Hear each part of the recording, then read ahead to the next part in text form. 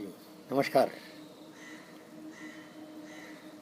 आषाढ़ शुक्ला त्रयोदशी 2076 रविवार 13 जुलाई 2019।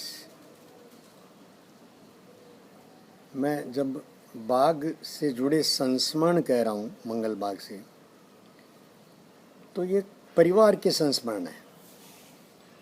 इसमें व्यक्ति फैलता है परिवार में। हर व्यक्ति नीचे से ऊपर तक परिवार में फैलता है। आज जो बच्चे हैं वो कल पूर्व देह में, जिसे कहें पूर्व जन्म में, हमारे पूर्वज थे। देह छोड़ी और संयोग बना तो वापस हमारे सामने शिशु बनकर आ गए। मूल कामना जो है, मूल जो प्रवाह है, वो मंगल का है। सबका मंगल हो, इस भाव से हमारे सारे पूर्वजों ने अपने अपने विचार को आचरण में ढाला। और बच्चे, शिशु गर्भ में और गर्भ बाहर आकर के 2-2.5 साल तक, जब तक वो हमारी शिक्षा में नहीं आते, हमारे कहने में नहीं आते, हम जब तक उनको ढाल नहीं पाते, अपने जैसा नहीं बना पाते, प्रयत्न नहीं कर पाते, तब तक वो सर्वमंगल ही करते हैं। सर्वमंगल की कामना, योजना, आशा लेकर आते हैं, सर्वमंगल ही करते हैं। वो दूसरा कुछ कर नहीं सकते।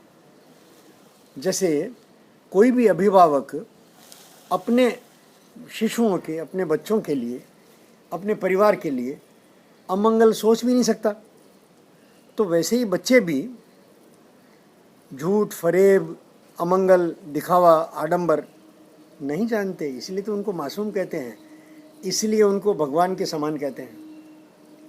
यही शिशु भाव, यही मासूमियत जब बड़ों में दिख जाए, जैसे मुझे जयचंद जी में दिखी, भंवरलाल जी में दिखी, मोहनलाल जी में दिखी। हाँ, देखिए, अब उन्होंने देह छोड़ दी है तो ज़्यादा स्पष्ट दिखता है। जब तक वो देह में रहे तब तक अपने अहंकार के कारण, उनकी ये विशेषताएं इतनी साफ नहीं दिखी। जैसे मोहनलाल जी के बारे में कहता हूँ, शिशुवत थे, सारे कार्य पूर्णता से करते थे, पूरा करते थे। उनकी टेबल, उनका पहनावा, उनके बैठने का ढंग, उनके बात करने का ढंग, नपा तुला, कहीं खोट निकालना मुश्किल। अपनी टेबल को पूरा साफ करके कुर्सी पर बैठते और कोई भी ग्रंथ खोलते, गुजराती में खोलते या हिंदी में खोलते या संस्कृत इंग्लिश में खोलते, और वो टेबल पर बैठे पढ़ते हुए अद्भुत लगते थे। क्योंकि इससे टेबल पर आकर बैठने से पहले उन्होंने उठकर अपना स्नान निपटा कर और लगभग 1.5-2 घंटा राम का नाम लेकर, अमृतवाणी करके, एक आध गीत गाकर अकेले राम मंदिर में, और गीत धीमे स्वर में गाकर कि कोई दूसरा जागे नहीं। पास में सोया हुआ आदमी नहीं जानता नहीं जाग पाता था। दूसरे के प्रति संवेदनशील पूरे। और फिर साफ सफाई कमरे की भी, और जितना सामने उनको दिखता खराब, पूरा। स्नान करते समय सारे कपड़े धोकर सुखा देते थे। इतना काम करने के बाद फिर आकर अपनी टेबल पर बैठते। फिर उनका नाश्ता जो भी है, नाना जी नानी जी साथ ही करते थे। ये मैंने देखा। मैंने ये बात बड़े नाना जी में भी देखी, जयचंद लाल जी में। जब तक लक्ष्मी देवी जिंदा रही तब तक साथ ही करते थे। उसके बाद उनकी बड़ी बेटी झूमर नानीसा ने उनकी सेवा की, तो सामने बैठकर खिलाती थी, बात करती थी मीठी मीठी, माँ की तरह। झूमर नानी जी थी तो उनकी बेटी, पर माँ बन गई थी उनकी माँ, जयचंद लाल जी की माँ। बहुत मीठा भी बोलती थी, झिड़की भी देती थी, थोड़ा सा और खा लीजिए, थोड़ा सा और खा लीजिए। ऐसे ही मोहनलाल जी तो, और अपने पास में जो बैठता, मोहनलाल जी की बता रहा हूँ, उसको कोई ज्ञान नहीं देते थे, जैसे बच्चा कोई ज्ञान नहीं देता, लेकिन जो देखता है, जो समझता है, वो दिखाने की अब बहुत कोशिश करते थे। मैं साधक तो साक्षी है कि मुझे कई बार किताबें उन्होंने ही प्रेरणा देकर पढ़वाई। जैसी मेरी रुचि देखी वैसी, बहुत अच्छी लाइब्रेरी है मंगल निवास बाग में, आधी से ज़्यादा को तो दिमाग खा गई, रख रखाव नहीं रहा ठीक से, हालांकि अलमारियाँ बनी हुई है किताबों के लिए, कांच की अच्छी अलमारियाँ, अच्छी लकड़ी की, अच्छे कांच की, बहुत शानदार। वो महफिल में, ओहो हो, जिस कमरे में भंवरलाल जी नाना जी भांग तम्बाकू पीते थे, भांग तंबाकू, तो अपनी टोली के साथ अपने ही घर में, उसी कमरे में ये किताबों का सारा भंडार, और उसी कमरे में उनका संगीत का पेटी बाजा और ढोलक और तबला, सब बहुत अच्छे संगीतज्ञ थे। भंवरलाल जी बहुत अच्छे संगीतज्ञ थे, राजस्थान के अच्छे संगीतों में उनकी मान्यता थी। उनके आसपास कवियों और संगीतकारों का जमावड़ा लगता था, राग उठाकर सुर में। ये साधक तो अब तक सुर में नहीं आ पाया। सारे साधक के आसपास सभी सुर में है। ये फूल, ये पूरी माने परिसर पूरा, ये चौक, ये मेरे कमरे, मंदिर, सब के सब संगीत में है साधक को छोड़कर, इसलिए सब प्रसन्न दिखते हैं। मैं ही कभी कभी उलझन में आता हूँ, और बहुत जोर से उलझन में आता हूँ। संगीत में नहीं हूँ ना।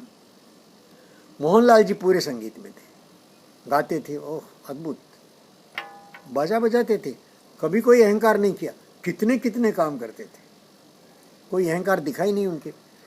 वो सोना तो थे ही,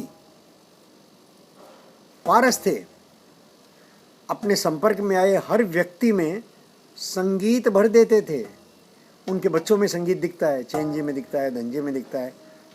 आलोक को मैं ज़्यादा जानता नहीं, इसलिए झूठी बात बोलना गलत है। हेमंत में दिखता है, और उसके बाद सरोज, राजा वैद, जिसका पूरा जीवन एक प्रश्न चिन्ह जैसा बना रहा परिवार के सामने, लेकिन मैंने उनके उसमें पूरा संगीत देखा। बहुत बचपन से मैं और राजा बाग में, जहाँ नाली का पानी बहता है, कुएं का पानी निकालते थे तो उसमें से नाली में पानी आता था, और वो रेत के साथ, बालू रेत के साथ मिलकर के रेत को एकदम ठंडा कर देता था। उस ठंडी रेत में मैं बैठता था, वो भी बैठते थे, और हारमोनियम या बांसुरी कुछ बजाते थे, अच्छा गाते थे, बहुत सुंदर थे। मेरी उनकी अच्छी पटती थी। बाद के कालखंड में पैसे को लेकर के उनके साथ भी झगड़ा हुआ, उनका भी बहुत जी दुखाया। मैं अब देखता हूँ उनका बहुत अद्भुत संगीतमय जीवन है। अभी भी उनके बोलने में इतनी मिठास, अद्भुत। मोहनलाल जी का प्रभाव, मोहनलाल जी का प्रभाव सब पर दिखता है, सब पर दिखता है। आसपास उनकी बेटियों में, अनु में, विनोदी में, संपत मासी में, ओह क्या संगीत है। संपत मासी की आंखों में तो, मेरे निकट ज़्यादा विनोदी मासी और अनु मासी रही है, लेकिन संपत मासी की आंखों में मैंने जब भी झांका, ओह माँ ही दिखी। अद्भुत सुंदरता, अद्भुत सुंदरता।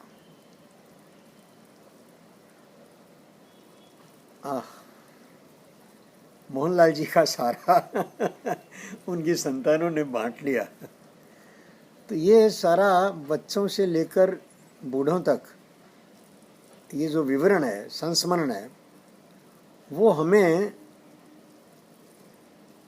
एक बनाए रखते हैं, परंपरा से जोड़े रखते हैं। अच्छाई के प्रति हमारे प्रवाह को, हमारी लगन को, हमारी चाहत को और प्रबल करते हैं। इसलिए ये कहानियाँ थोड़ा मैं तो भागते भागते कह रहा हूँ, सुनने वाले बाकी इसको और अपने ढंग से जानते हैं सभी, मेरी गलतियाँ ठीक भी करते हैं। मैं तो गलतियाँ बहुत करता हूँ। देखिए, तारीखों के वर्णन में पिछली जो सीडी दी आपको मैंने, उसमें जुलाई की जगह जून आ गया। न तारीख ठीक, न दिन ठीक, न समय ठीक। भूल जाता हूँ, भूल ही जाता हूँ। अब ये भूलने की जो मुझे आई है, शायद वापस अगर लौटेगी तो शिशु की तरह लौटेगी, नहीं तो नए देह में लौटेगी। मित्रों, मैं आप सबको कृतज्ञतापूर्वक प्रणाम करता हूँ कि आपके बहाने मैं अपने पूर्वजों को स्मरण कर पाता हूँ। उनको स्मरण करना अपने पुण्यों का फल मानता हूँ। प्रणाम करता हूँ।